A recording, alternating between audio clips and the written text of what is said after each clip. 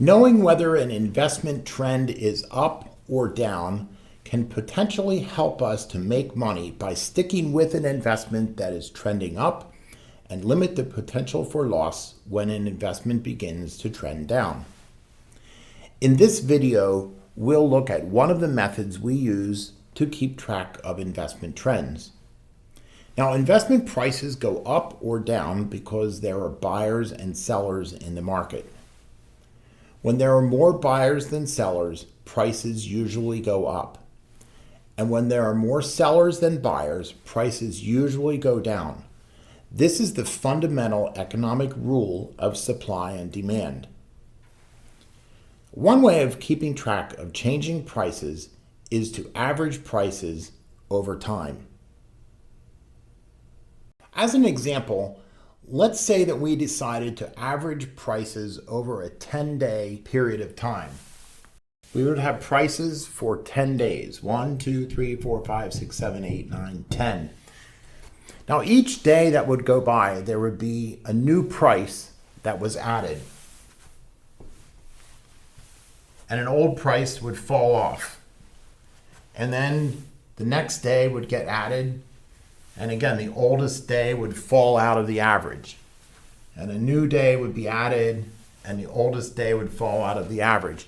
And in that way, we would be doing something called a moving average because each day the average price would move forward. Now, when buyers begin to push prices higher, then the average price would start to improve. And when sellers begin to push prices lower, then the average price would begin to weaken.